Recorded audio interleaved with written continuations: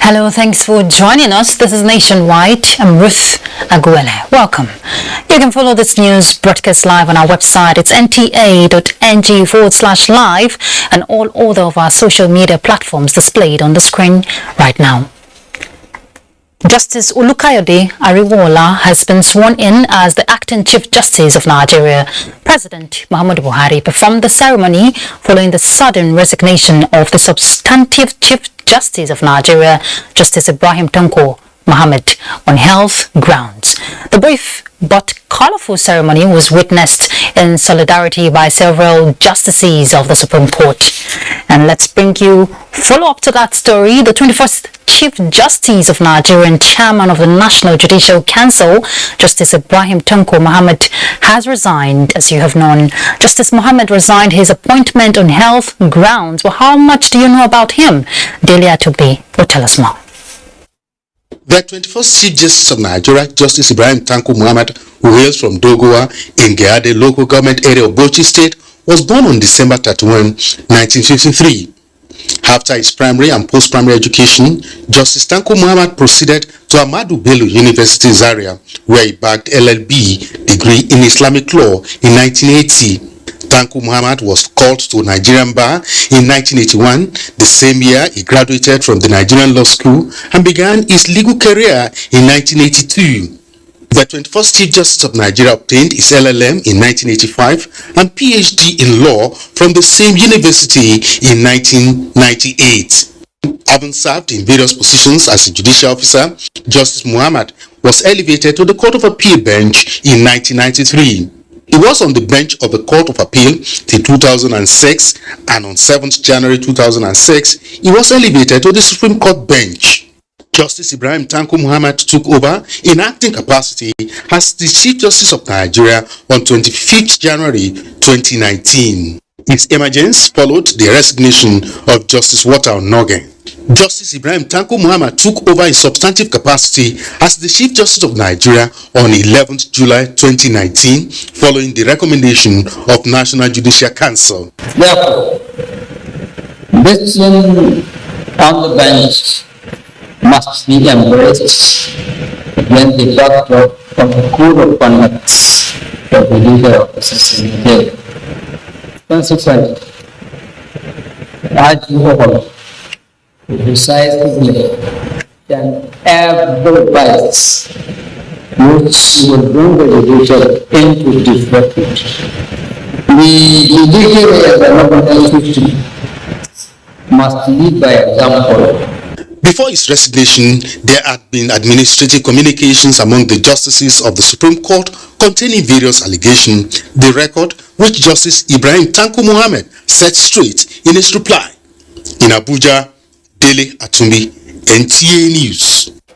Let's turn to electoral matters. INEC has assured the international community that the 2023 general elections will set a standard for other developing countries. Chairman of INEC, Professor Mahmoud Yakubu, gave the assurance at a meeting with UN Secretary General Special Envoy to West Africa and the Sahel. Mia Ogidi reports. Smiles and laughter here. Handshake from UN to INEC. Handshake of solidarity and best wishes for a national assignment, that is the 2023 elections. Seated. Time to talk, but in French. Vous le savez, le Bureau des Nations Unies pour l'Afrique de l'Ouest et le Sahel s'occupe de great delegation, because Nigeria is great and a continental powerhouse. But what makes Nigeria tick in terms of elections? That Nigeria is one out of 15 countries in the sub-region. But the total number of registered voters in the other 14 countries put together is 73 million. meaning that Nigeria has 11 million more registered voters than the other countries in the sub-region put together. So each time Nigeria conducts a general election, it's like a general election in the whole of West Africa. I want to present this. From Mahmoud to Mohammed, a gift to keep this day alive, while both parties retire to their shells for more work as 2023 approaches. Mie Ogidi, NT News. Earlier, we told you Justice Olukayode Ariwola has been sworn in as the acting Chief Justice of Nigeria following the substantive Chief Justice of Nigeria, Justice Ibrahim Tanko, resignation. So let's bring you the ceremony now.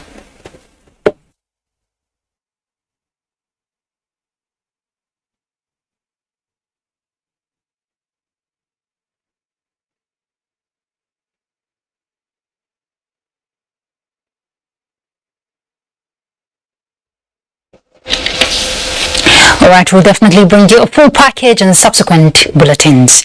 The All Progressives Congress has described as fake the document in circulation, alleging that it has connection to a leaked APC 2023 election document. Felix Walker, National Publicity Secretary of APC, in a statement said it is mischievous for anyone or group to think that APC will vote a whopping 6.5 trillion naira to fund schemes aimed at swaying the Nigerian electorate to support and vote for the party and its presidential candidate in 2023. The APC in a statement says such document did not emanate from them, describing it as the handiwork of detractors in a desperate quest for unmerited electoral advantage. The APC reaffirmed its focus on delivering the dividends of democracy to Nigerians, hoping that they will reciprocate by supporting and voting for its candidates come 2023 elections. As a law-abiding party, APC said it will not engage in any fraud and electoral malpractice suggested in the said document, and assured that it remains committed to building an innovative system of free and credible elections, as witnessed in the recently concluded governorship elections in Ekiti State. The National Working Committee of the People's Democratic Party has constituted a 128-member Osun State Governorship National Campaign Council for the July 16 election. The party's National Organizing Secretary, Umar Bature, in a statement, announced the Governor of Bayelsa State, Senator Duye Diri, as chairman. Other members include governors on the platform of the PDP. Tombra Jumbo is to serve as the committee's administrative secretary. Right, let's turn to other issues. President Muhammadu Buhari says the executive and legislature are working together to make Nigeria better. This was his message at the launching of a book to mark the 60th birthday of the Speaker, House of Representatives, Femi Gbajabiamila. National Assembly correspondent Lami Ali reports. President Muhammadu Buhari, represented by his Chief of Staff, Professor Ibrahim Gambari, at the book launch, said the Speaker is indeed a man with qualities that are rare. He impressed me very much really early on as a committed member of House of Representatives. The presidential candidate of the All Progressives Congress, Bola Ahmed Tinubu, was full of admiration for the achievements of the Speaker. Him was an example of democratic value, honesty, and integrity. On the 368-page book titled Mr. Speaker, The Legislative Life, Service and Resilience of Femi Gbajabiamila, authored by two of his aides, Musa Krishi and Charles Omole, the Speaker said it was a tribute to all those that contributed in his life journey. Also unveiled at the event was the Legislative Mentorship Initiative. There were goodwill messages from prominent personalities. Lami Ali, NTA News. Lami Ali there reporting. The presidential candidate and national leader of the All Progressives Congress, Bola Ahmed Tinubu, has travelled out of the country early Monday morning after meeting with President Muhammadu Buhari at the presidential villa. A statement by Tinubu Media Office says his visit to Paris, France is to hold some important meetings. The APC standard bearer is expected back in the country shortly. The Nigerian Immigration Service has affirmed that Mr. David Uko Uwamini, who is at the center of a case of alleged organ harvesting in the UK against a former Deputy President of the Senate, Ike Ekweremadu, and his wife, applied and paid for the enhanced e-passport using the NIS portal, after which he approached the Gwagwalada Passport Office, FCT in Abuja, on November 2nd, 2021 for his interview. A statement signed by the Acting Comptroller General of Immigration, Isa Jere Idris, notes that in support of his application, Mr. Uwamini presented all the necessary documents required, including his birth certificate issued by National Population Commission, showing 12th October 2000 as his date of birth, his national identity number issued by NIMC corroborating the date of birth, a certificate of origin issued by Ebonyi State Government Liaison Office in Abuja, and a guarantor's form duly signed. The acting CGI reaffirms that in view of the records available to the service, the general public may wish to be informed that the date of birth or any other information on any Nigerian passport is printed on the document only after a thorough vetting process that involves both the applicant's breeder documents and the person. Mr. Uwamini's case, he says, was not an exception, contrary to rumors making the rounds. Idris, while assuring of the service commitment towards protecting the integrity of the passport, is appealing to the general public to desist from making unfounded utterances as they are capable of denting the image of the service. Let's turn to security. Zamfara state government has cleared the air on its decision to allow individuals to legitimately acquire guns for self-defense as part of new measures to tackle the persistent security challenges bedeviling the state. The State Commissioner of Information, Ibrahim Dusara, threw more light on the new security measures during a press conference in Gusau. Jamilu Ibrahim reports.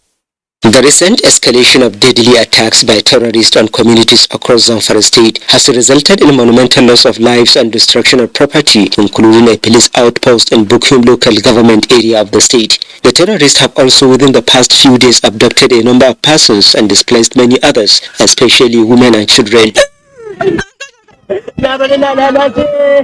Zamfara state government says enough is enough as it rolls out new measures to contain the situation, among of which the decision to allow residents to acquire guns for self-defense. Zamfara State Commissioner of Information Ibrahim Dusara, who addressed a press conference in Gusau, says arrangement has been concluded to issue application forms to each of the 19 emirate councils in the state for distribution to individuals who are interested and qualified to legitimately acquire the guns in their respective domains.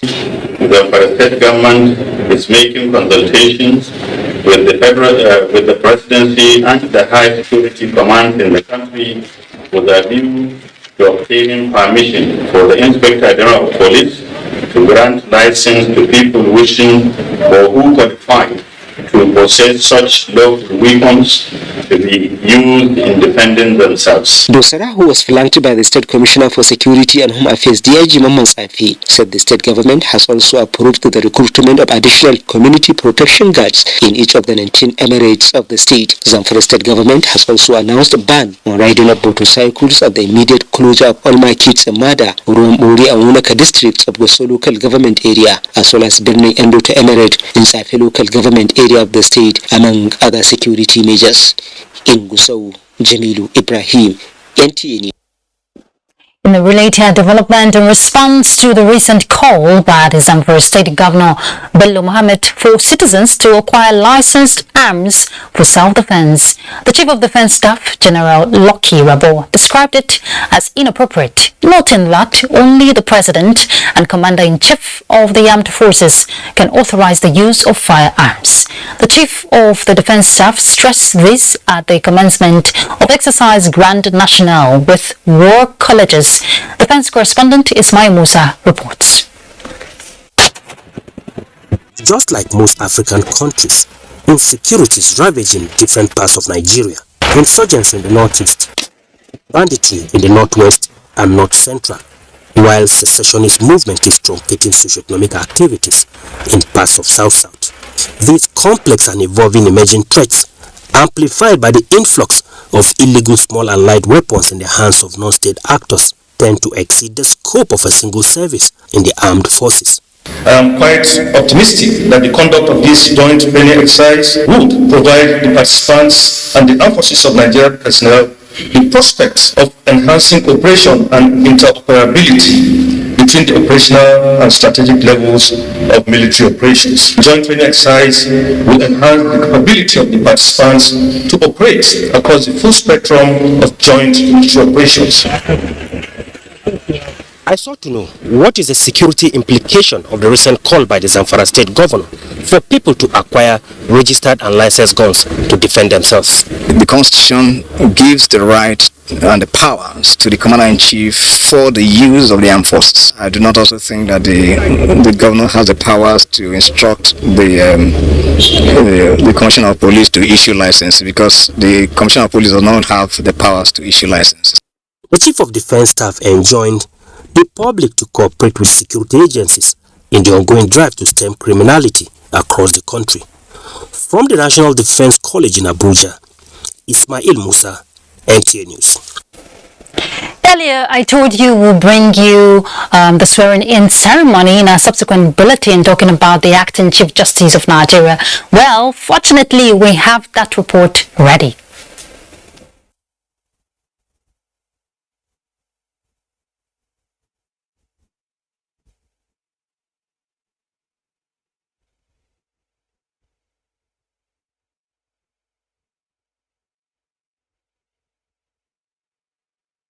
This occasion is an opportune time for me to, as always, assure the Nigerian judiciary that this administration is committed to ensuring the independence of the judiciary and will not do anything, nor take any steps to undermine your independence. Our nation is approaching a critical general election in 2023. The judiciary must not do anything to fail the ordinary people of Nigeria, which will make them lose confidence in the judiciary. What Nigerians expect from me is to comply, preserve and abide and protect the Constitution of the Federal Republic of Nigeria. And so be it. That is what I will do. Essentially, with the cooperation of my brother justices of the Supreme Court, we shall not fail Nigerians. That's it. Hope you get the message. Let's join Michael in Lagos. Let him tell us what's happening there. Michael? Thank you, Ruth.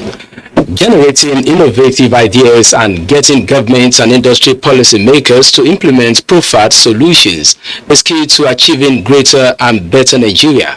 That was the focus of a public lecture by the Nigerian Academy of Engineering held in Lagos. Annie Daniels has details. Gathered in this hall are Nigerian engineers whose desire to live out their dreams of solving the challenges in the sector prompted this all-important convergence. In the lecture titled Engineering Education, Yesterday, Today and Tomorrow, delivered by an erudite scholar, Professor Waifu Ishola Salau, after discussing the evolution of engineering education in Nigeria from colonial days, concluded that despite the new scientific knowledge about both teaching and learning, practitioners should make more efforts that can generate significant transformation of engineering education in Nigeria. If you don't have money, don't go and start university. But you must fund the university. If you don't fund the university, the people apply, there's nothing for them to learn. There are no equipment. I was in this place for about 30 years. The last time I came there, all some of the equipment are all old. There were more reactions. When they are great to go from this environment. There is something significantly lacking in their knowledge, in their training, in their skill acquisition. The alternative is that they should not go to university. They should still go, but in the university we should begin to teach them how to get jobs and make jobs. And I'm not saying easy, but the university can teach you anything, everything. And if something is difficult, give it to the university to solve. We have no jobs in Nigeria. Ask people in the university, but we don't. We ask parliamentarians, right? You don't quickly put your children in the few jobs there are. Please reach out to parents. Please encourage your daughters. I also reach out and appeal to husbands. Please encourage your wives to fulfill their purpose and destiny. Some of us women are created to go into male-dominated fields, and we need to be encouraged. It was unanimously agreed that strategic collaboration with the government and other stakeholders will solve the challenges of infrastructure, communication, agriculture, healthcare, technology, and other engineering problems in Nigeria. The event was also a platform to present life achievement awards and induction of new fellows. In Lagos, Annie Daniels, NTA News. It is less than 2 months to the deployment of 5th-generation technology services in Nigeria, and key players in the telecommunications sector said the positive impact of the service on the nation's digital economy policy is enormous, urging the masses to leverage on this. Kenya DVC was part of a consultative forum in Lagos and now reports. In September 2021, the federal government approved the deployment of 5th-generation network policy in Nigeria. Since then, consultation and groundworks have been ongoing to have a seamless kickoff, with 2 telecommunication companies winning the 3.5 gigahertz spectrum bid and the issuance of license to them. 5G services are expected to commence August 24, 2022. According to the Executive Vice Chairman, CEO, Nigerian Communications Commission, Professor Umar Dambata, this innovation will bring about enhanced mobile broadband, massive machine-type communications, and of course, ultra-reliable and low-latency communications. How quickly we can execute, our daily operations in a manner that will make it very efficient. And you need the right technology to be able to do this. And I think 5G technology will serve as the answer. Prior to now, there has been concerns from different quarters on the possible health implication of 5G network on humans. This was put to rest as stakeholders insist there is no known health hazard associated with the technology. We would not really stand by and watch and imagine technology being deployed to, be a source of risk for their health. Top on the list of questions on the minds of consumers is affordability and accessibility of the service. It's a better to know what they want to pay for. Our target is within 5 years, by 2025, we should be able to have a national coverage in terms of 5G. No doubt there are still challenges. One of such is the need for more spectrum and vastly more spectrally efficient technologies, more than what the current 3G and 4G services require. Experts say the gains outweighs the odds. In Lagos, Kendi Adebisi, NTA News. Do not forget to follow this news broadcast live on our website at nta.ng/live and on now other social media handles displayed on your screen for updates. Time for some messages. The news continues with Ruth in Abuja shortly after this break. Please stay. The Nigerian aviation sector is rapidly growing with the construction of new international airport terminals in several regions of the country. The new Murtala Mohammed International Airport has an estimated passenger increase of 30 million annually and 15 million for Nnamdi Azikiwe International Airport, Abuja. Malam Aminu Kano International Airport is also expected to open new frontiers for the region with more travel capacity for the annual Hajj, while the new Akanu Ibiam International Airport, Enugu, avails more business opportunities connected connecting the industrial cities in the region to the world. These new terminals beat world-class standards with enabling infrastructure that aid air travel, tourism, and the eventual growth of the country's GDP. Open up commerce and, of course, link us to international societies. People from international community will come here to do business, and then that will bring in more revenue to the states. Now, distances can be seamlessly covered as Nigeria keeps raising its bar to suit global infrastructure standards.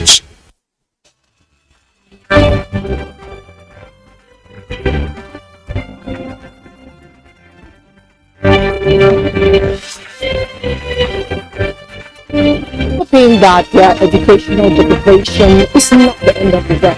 Agencies and stakeholders to proactively tackle these challenges. Women in most countries of the world constitute about 50% of registered voters. Kevin Williams reporting for Deadline 360. George Caleb Gochin, Deadline 360. Naja Achiti. Deadline 360. Chidi Okrafo. For Deadline 360.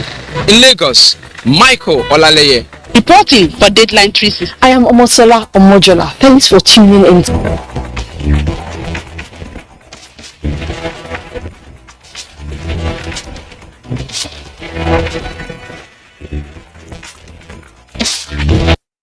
Do you run a breast or cervical cancer service? Are you a private or public laboratory, clinic or hospital that offer any of breast imaging, cervical cancer screening, HPV vaccination, or other breast or cervical cancer services? Is your service a primary, secondary, or tertiary center located in any part of Nigeria, no matter how remotely located it is? If yes to any of these questions, then subscribe to the OCI Foundation's Savvy Breast app and become accessible and visible to millions of Nigerians. It is all for free. To subscribe, just type the Savvy Breast application form on Google or go to the OCI Foundation's page on www.ocifoundation.org and search for Savvy Breast application form. Complete the form and submit, and let millions of Nigerians patronize you, all for free. Become part of the OCI Foundation's quest to tackle breast and cervical cancers in Nigeria. And join us as we rise by lifting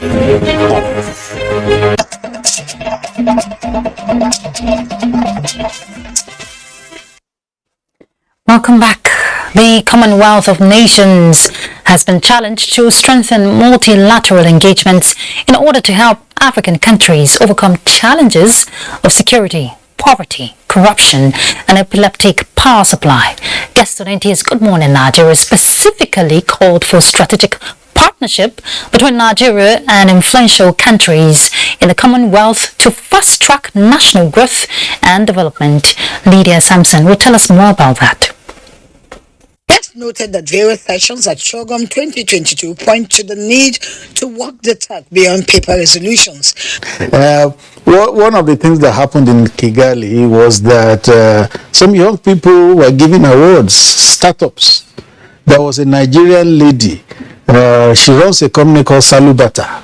And what does she do? She makes shoes from recycled plastic wastes. In fact, she came to present some of the shoes to the president. So the fact that that platform was used to recognize those people shows that something is happening. The issue of climate change cannot be handled by government alone. It has to be a synergy between the government, as related the public sector, and industries and the private sector, and even the society organizations. And the commitments and targets must be measurable, precise, measurable, realistic. There was also advocacy for meaningful peer review and performance tracking of democracy and good governance among member states, as well as the need to strengthen healthcare systems. Right now, as a Commonwealth Medical Association, we are engaging the Commonwealth Secretariat to further that proposal. Everybody has confidence in what we are proposing, and the framework is already there, really. You're not going to be reinventing the wheel. The framework is already there in terms of these indicators, whether on the issue of attaining universal health coverage, what are the indices for even assessing countries moving in the direction of attaining universal health coverage? Because the target is just year 2030. Looking at the communique that was issued, I think it is encouraging. We hope that in the future the Commonwealth will have a strong voice. The Commonwealth will have an influence on various topical world affairs. I was looking forward to a robust statement on the issue of the fight in Ukraine and Russia. I was also looking at a bold strategy towards addressing the food security and transformation of the agricultural sector. Bolder initiative are expected from the Commonwealth heads of government towards making the Commonwealth economically viable. In Abuja, Lydia Samson, NTA News. Nigeria joins the rest of the United Nations in marking the 2022 International Day Against Drug Abuse and Illicit Drugs Trafficking. The theme of this year's edition is addressing drug challenges in health and humanitarian crisis, with the National Drug Law Enforcement Agency (NDLEA) spearheading the celebration. Vice President Professor Yemi Oshibajo, during the event held at the Conference Center of the Presidential Villa in Abuja, applauds the achievements of the nation so far and also calls for a multi-dimensional and holistic approach to tackling drug abuse in the country. As the federal government, through its agencies, and the state governments will lead the charge with decisive policy initiatives, these strides must be complemented by changes at the family and community level also. The kind of change we seek regarding drug abuse cannot happen without the collaboration of families, faith-based organizations, and community leadership at the local levels. We must spearhead massive value reorientation across the country, reassessing cultural factors and systems that support drug abuse and trafficking. Our communities everywhere must rise to this challenge. The federal government will continue to support the NDLEA to fulfill its mandate, especially through data-driven and evidence-based policy making. Will continue to unearth enduring and sustainable solutions to the underlying causes of drug abuse. Still on the day, the National Drugs Law Enforcement Agency Bauchi State Office has intensified sensitization campaign against drug abuse and illicit trafficking. Awal Abdullahi reports that the measure is aimed at creating more awareness on the dangers of drug abuse. The objective of the day set aside by the United Nations General Assembly is to strengthen action and cooperation toward achieving a world free of drug abuse. In the light of this, Bauchi State Command of the National Drug Law Enforcement Agency has embarked on sensitization and awareness campaign against drug abuse and illicit trafficking. To take the message down to the grassroots that the war against the drug abuse and trafficking is real. I want the impact to be felt by everybody because everybody is a stakeholder. It is expected of everybody. It is not only NDLEA that's supposed to fight drugs. Everybody's business. The command also extended the sensitization to some worship centers in Bauchi State, where they highlighted the dangers of drug abuse and illicit trafficking, as well as its negative effect to the society, stressing the need for all hands to be on deck in the fight against the menace. Addressing drug challenges in health and humanitarian crisis is the theme for 2022 World Drug Day. In Bauchi, Awal Abdullahi, NTA News. Still on health related, the UN target in line with the Sustainable Development Goal 3 is aimed at ending HIV and AIDS by 2030. Experts say this will be achieved when the number of new HIV infections and AIDS-related deaths declined by 90%. But unfortunately, while the drop in AIDS-related deaths is on track, the rate of new HIV infections is said to be off track to achieving this target. This informed the National HIV Testing Day. Basita Ipang reports on the significance of the day. UNAIDS record shows that about 6.0 million of the world population still work the streets without knowing their HIV status. A high number of these people are responsible for the majority of new infection recorded every year, adding to the challenges of achieving 2030 targets of ending AIDS. But the one thing is important. There is no way we can end AIDS without knowing people who have HIV among us. There is no way we can know people who have HIV among us without HIV testing. 27th of June annually is set aside to encourage people to get tested for HIV, know their status, and get linked to care and treatment. Treatment is free and available and accessible.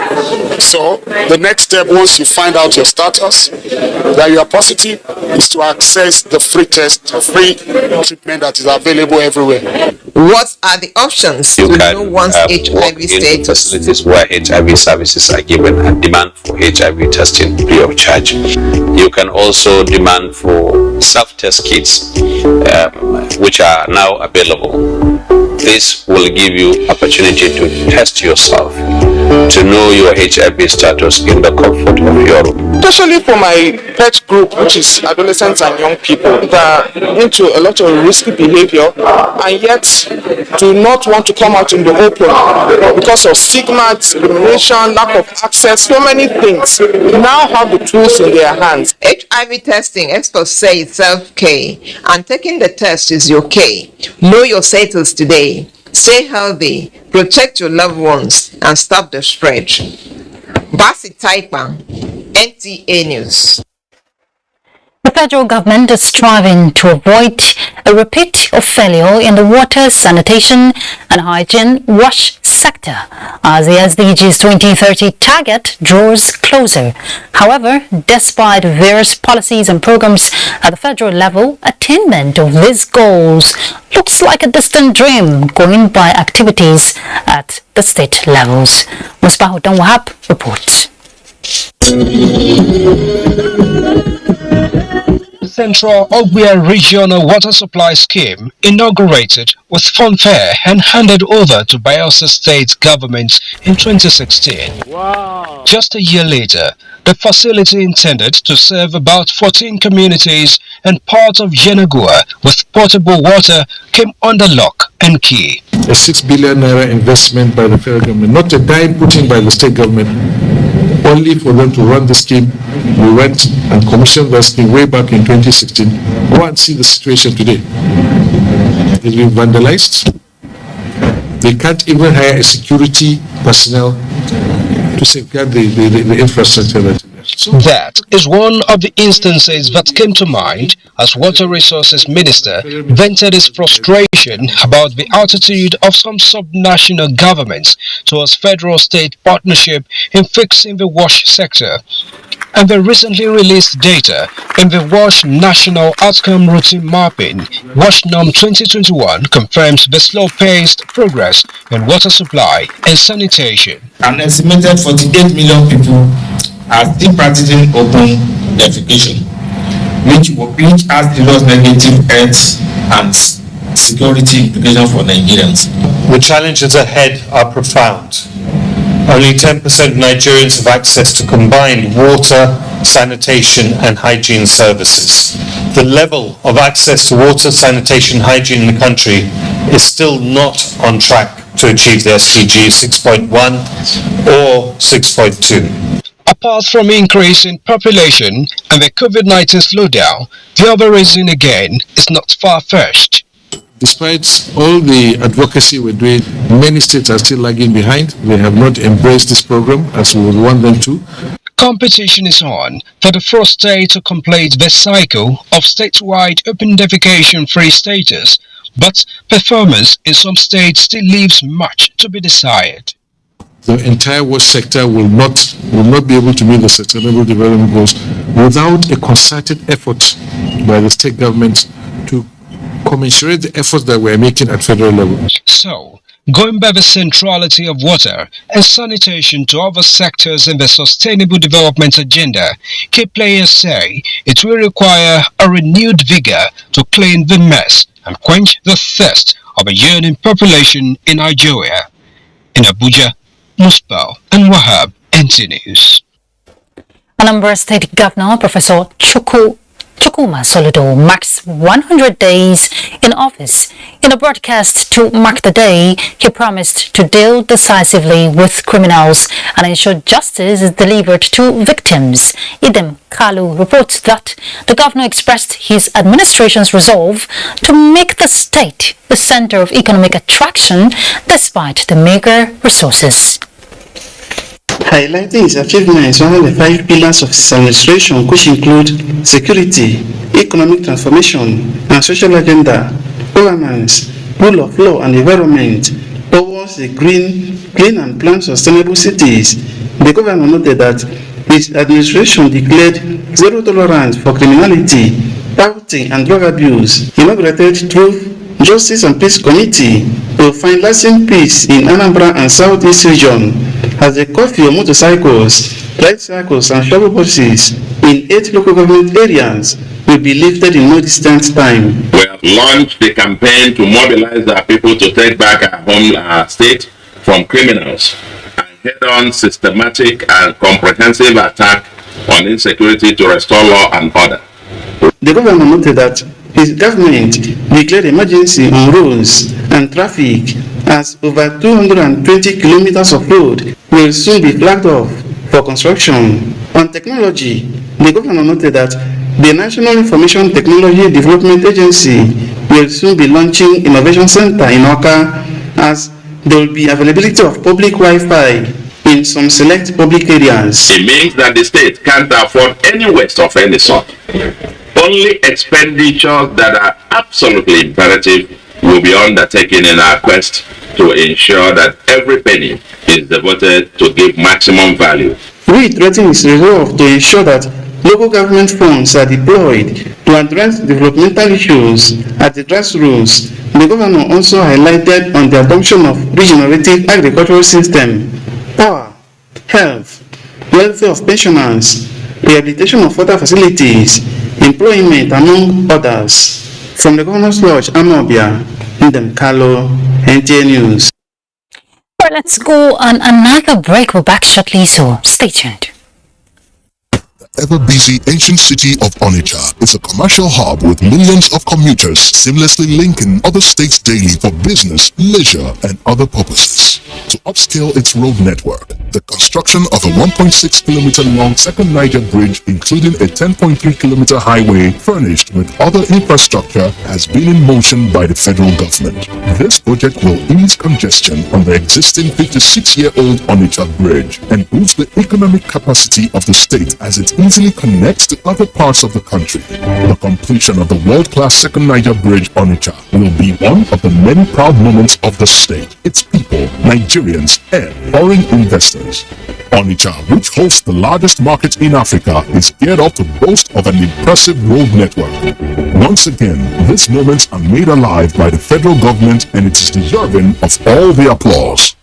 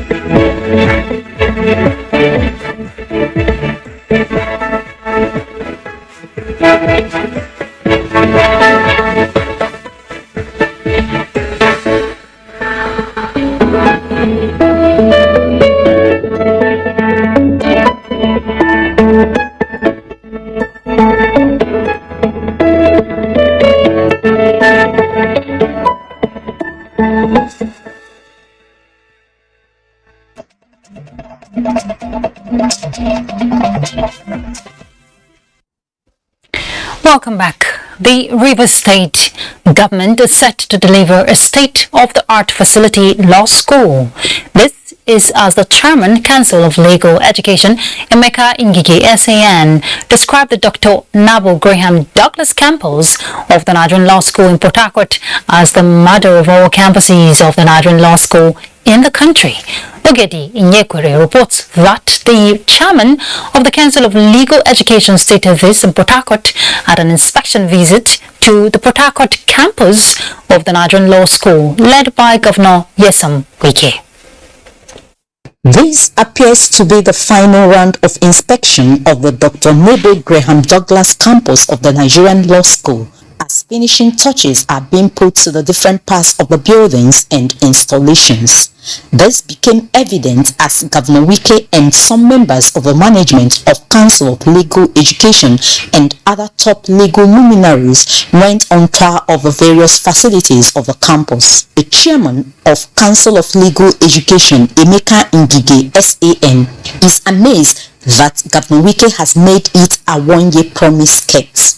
This is a turning point in the history of legal education in Nigeria. If I tell you that we are not short of words to describe what we have seen here, then we are lying. Director General, Nigerian Law School, Professor Isa Cheroma, SAN, appreciated the painstaking efforts of the River State government to march westward action. We need to collect universities all over the world, and this action can stand anywhere in the world.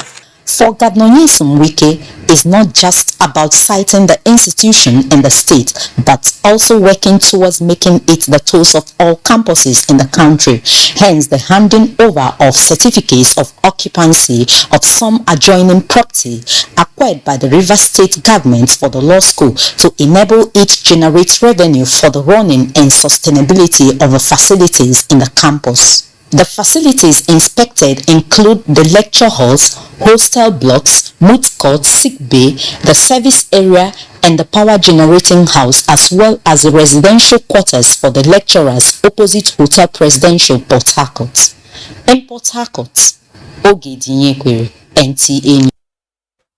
In Owerri, the Imo State Governor Hope Uzodinma has given 10 days of grace to bandits operating and hibernating in the forests of Imo State to surrender themselves and arms to their traditional rulers for unconditional pardon. The governor gave the directive while addressing the congregation at the Government House Chapel, Owerri. Beatrice Anyam reports. We made a lot of progress in our attempt to clear the states of bandits. The 10 days amnesty granted to bandits operating in Imo State, according to Governor Hope Uzodinma, is to rid the forest of criminals who use such locations as operational base.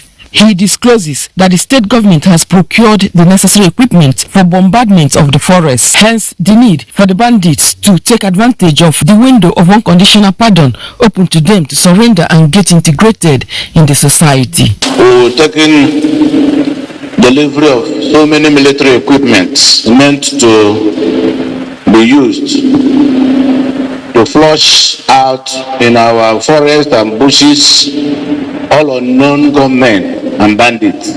After 10 days, anybody found armed in our bush is no longer innocent.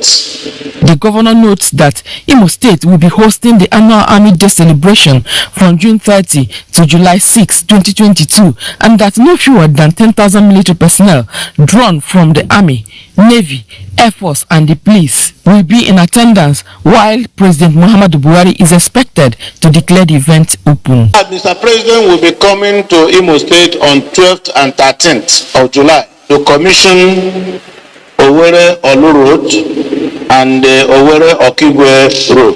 Mr. President will also lay a foundation stone for a world-class international conference center.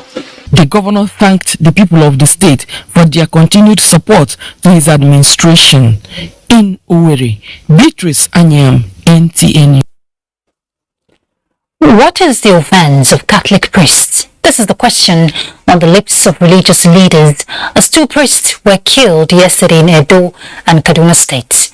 One of the slain priests is Reverend Father Christopher Odia of the St. Michael's Catholic Church in Edo State. Ivie Oyakire will give us some answers. Woke up, got set, and was heading for Sunday Mass at about 6:30 a.m. on Sunday morning. Little did he know that he would be attacked while entering his vehicle and whisked away. The action of the abductors spurred the youths in the community to chase them, which in turn made the gunmen shoot about 3 persons, including a man-server and a vigilante. Shortly after, the body of the priest was found in one of the forests. I can't really tell if the attack is strictly on Reverend Fathers, but one thing is very important: the human life is sacred. The human right life is very, very important, and no one has right to go for another person's life. And those who are doing all these things, it does not pay. So we are appealing to them that it is time they should drop their hands. The leaders are hoping the gruesome murder of Reverend Father Christopher Odia will be the last of it, as they also want security agencies to do more. The police, in a statement released by the Edo State Command, states that after a combined tactical team were deployed, they were able to decimate a member of the gang, while others escaped with various gunshot injuries. The command is urging members of the public to remain calm and go about their lawful duties. Meanwhile, the acting governor of Edo State and Deputy Governor Philip Shoaibu, as well as heads of security outfits in the state, are on their way to Ikabigbo, where the murder took place. In Benin, Ivie Oyakire, NTA News. As Kebbi State commenced the airlift of pilgrims to Saudi Arabia, the pilgrims have been urged to be good ambassadors of the state and the country during their stay in the Holy Land. The Kebbi State Governor Abubakar Atiku Bagudu stated this at the inaugural flight after a 2 years break because of the COVID-19 pandemic. Usman Abdullahi Shehu reports. Pilgrimage season since COVID-19 pandemic restriction halted Muslims over the world from traveling to Saudi Arabia to perform the holy pilgrimage, one of the 5 pillars of Islam. The year 2022 will remain historic to the Muslim world, Kebbi State pilgrims inclusive, as the worship travel ban is suspended. Governor Abubakar Atiku Bagudu, while bidding farewell to the first batch of 430 pilgrims to be airlifted to Medina, urged them to respect the rules and regulations of the Saudi authorities during their stay. Which is a historic day because for the last 3 years the world has been challenged with COVID. So this represents an improvement in the world, and we are always happy and honored for our pilgrims to be able to participate. The State Amirul Hajj, who is also the Minister of Justice and Attorney General of the Federation, Abubakar Malami, SAN, said all the necessary documents and other needs of the pilgrims have been adequately taken care of for the comfort of the pilgrims. We remain grateful to the Kebbi State government for making the welfare of its people a priority over and above every other consideration, by way of going out of its way to ensure that extra provisions are made to ensure the comfort of our pilgrims all over the state. It is expected that 2,133 Kebbi State intended pilgrims will fly to Saudi Arabia in 6 batches within the week or so. In Birnin Kebbi, Usman Abdullahi Shehu, NTA News. Well, let's take sports update. Super Falcons of Nigeria will have their first training session Tuesday, having arrived Morocco early hours of Monday. The most successful team so far in the tournament, with 9 titles, will square it up against rivals South Africa in their opening march on July 4, before meeting Botswana on July 7 and conclude Group C hostilities with a game against Burundi on July 10. Super Falcons are going into the tournament on the back of a good ranking by FIFA in the month of June, placing 39 in the world and first in Africa. Everybody wants to halt the dominance of the Super Falcons in Africa. Everybody wants to create an upset. Everybody wants to use the Super Falcons to make a news. But I would want to tell people that it is our duty as a team to make sure that we sustain and maintain our #1 spot in Africa. Away from football, the third edition of the Golf Six Seas tournament has come to an end in Minna, the Niger state capital. Musa Mikal reports that 36 players grouped into 9 teams battled for honors over 2 days, with Team E emerging winners of the tournament, which was organized to honor senior citizens in the country while also developing the sport. It's a great pleasure playing this tournament, and wherever it takes place again, the next edition, this team will be there again, and this team will win again. In tennis, Fernando Verdasco became the first player to be sent packing in the 2022 Wimbledon Open after American Tommy Paul beats the Spaniard 6-1, 6-2, 7-6 in the first men's single decided Monday. The man from Madrid had a breakup in the third set and equalized at 5 games when his rival served for the match, but he later succumbed to sudden death. Fernando, who was ranked 115 in the ATP, featured in his last Wimbledon after 18 consecutive appearances. With Sports Update, Cynthia Ogun, NC News. And we're done. Thank you very much for your time. But remember, NTA is leading the campaign against rape and rapists, so do well to join us. I'm Ruth Aguele. Enjoy your evening.